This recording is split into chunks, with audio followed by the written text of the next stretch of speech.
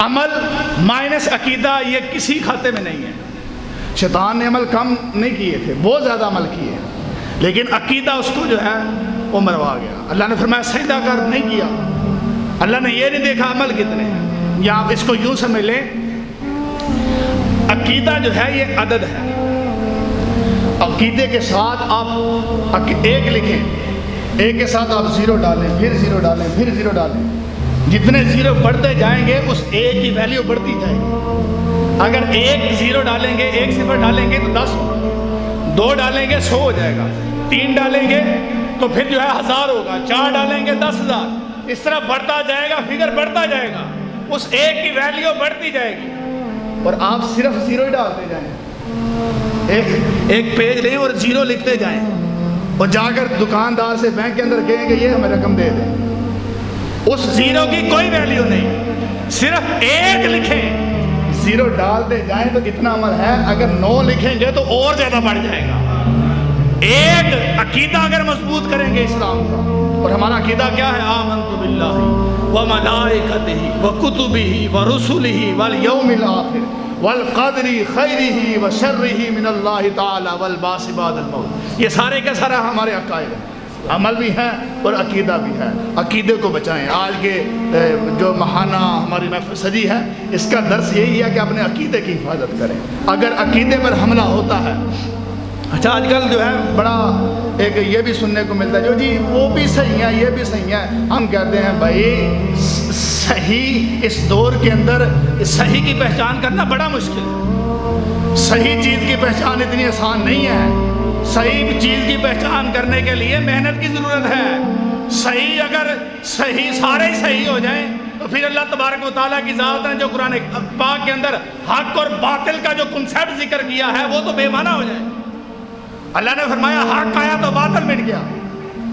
باطل الگ ہے، جو حق الگ ہے. اور قرآن پاک کے اندر اللہ تبارک و تعالیٰ نے اصحاب نار اور اصحاب جنت کو بھی الگ فرمایا کہ یہ برابر نہیں ہے.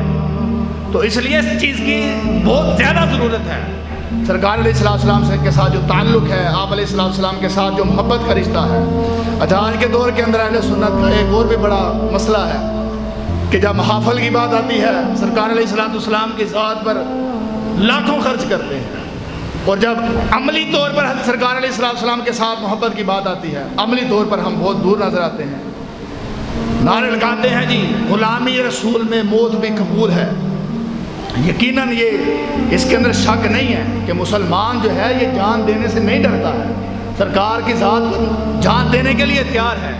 لیکن ساتھیوں عمل جو ہے، نبی پاک علیہ السلام کے صحابہ جہاد سے لوٹے نا تو نبی پاک علیہ السلام نے کیا ارشاد فرمایا؟ فرمایا کہ صحابہ جہاد اصغر سے جہاد اکبر کی طرف لوٹ جاؤ. جہاد اکبر کیا؟ اپنے نفس کے ساتھ جہاد کرنا، نفس کی خلاف ورزی کرنا، یہ بہت بڑا کام ہے. اس پر شیطان ناراض ہوتا ہے، اللہ کی ذات خوش ہوتی ہے. صبح صبح کتنی نیند جو ہے میٹھی مزے کی نیند آتی ہے، اس وقت نفس چاہتا ہے کہ سو جاؤ، لیکن رب کا حکم ہے کہ سب کچھ چھوڑ کر آ جاؤ. تو اس لیے عملی طور پر بھی جو ہے سرکار علیہ السلام کے ساتھ محبت کی جائے. سرکار علیہ السلام کی ذات کے جو سرکار علیہ السلام کے جو فرامین ہیں ان پر عمل کیا جائے. مثال کے طور پر سرکار علیہ السلام کا کتنا پیارا فرمان ہے، فرمایا قرۃ عینی فی الصلاۃ، نماز میری آنکھوں کی ٹھنڈک ہے. گویا کہ نمازی نماز پڑھ کر سرکار کے قلب کو راحت پہنچا رہا ہے، سرکار کی آنکھوں کی ٹھنڈک کا باعث بن رہا ہے.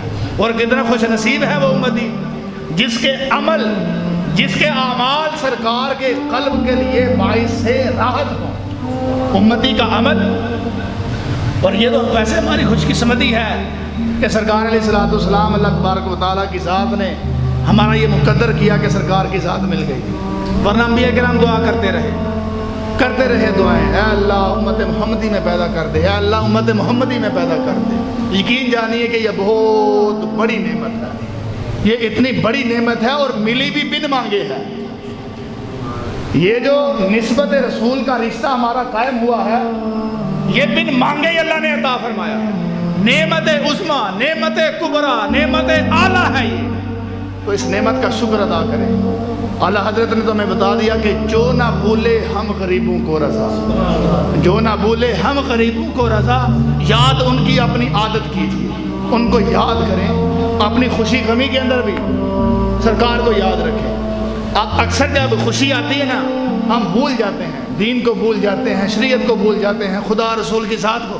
او جی تھوڑے دن دے ہیں نا خوشی دے ہیں، یعنی خوشی کے اندر ہمیں خدا یاد نہیں رہتا، خدا کو بس ہم نے مرنے کے لیے اور مشکل وقت کے لیے رکھا ہوا ہے۔ جیسے کہ آپ دیکھتے ہیں نا خوشیوں کے اندر جب شادی بیاہ آتی ہے تو ہمیں مسلمان ہے، کوئی باہر سے تو نہیں آیا نا، وہ مسلمانوں کا ہی گھر ہے جس کے اندر جو ہے ہر طرح کی اللہ کی خلق۔ اور دوسری بات یاد رکھیں، جن کی شادیاں ہو چکی، جنہوں نے یہ اپنا کام کر لیا تو وہ تو ٹھیک، جو آنے والے نسل ہیں ان کے لیے پیغام، جب یہ ایک سنت رسول ادا کی جاتی ہے نکاح کی، یہ ایک ازدواجی تعلق کی بنیاد ہوتی ہے، آگے والے سفر کی یہ ایک بنیاد ہوتی ہے، اور جیسی بنیاد آپ رکھیں گے آپ کا آنے والا سفر ویسا ہی ہوگا۔